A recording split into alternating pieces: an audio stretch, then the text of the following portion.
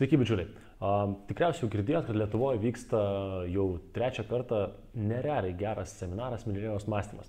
Ir nepaslaptis, kad aš jį dažnai rekomenduoju, reklamuoju ir rekomenduoju iš tikrųjų visiems savo draugams. Ir kodėl aš tai darau? Aš dalyvau pačiam pirmam seminare Milijonieriaus mąstymas, kuris vyko prieš gerus 2 metus. Ir tai man buvo vienas geriausių seminarų, jeigu kalbėsim apie tai, kad po seminaro imi daryti veiksmus. Ir man kardinaliai, ką padarė tai šitas seminaras, tai kardinaliai pakeitė mano veiksmus, kas liečia pinigus. Ką tai lėmė, kokį tai rezultatą davė po 2 metų, tai tada, kai aš dalyvau seminare, mano pasyvios pajamos buvo apie 1000–1200 eurų.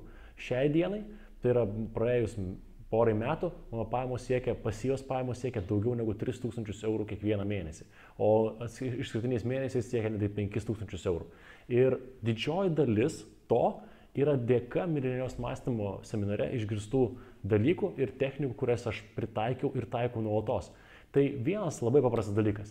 Jeigu ir tu nori susikurti pasyvias pajamas ir pakeisti savo mąstymą, nori rezultato, kuris bus ilgą laiką pas tave, tai būtinai dalyvauk seminare Milijonieriaus mąstymas. Tai tą aš galiu tau pažadėti, kad tai bus seminaras, kuris tikrai kardinaliai pakeis tavo mąstymą apie pinigus ir pakeis veiksmus, lygiai taip pat, kaip pakeitė mano veiksmus.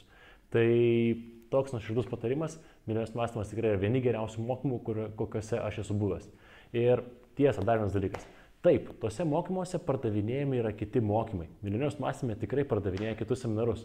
Bet ką aš nuėjęs supratau seminare Milijonieriaus mąstymas, tai aš atėjau su pozicija mokytis.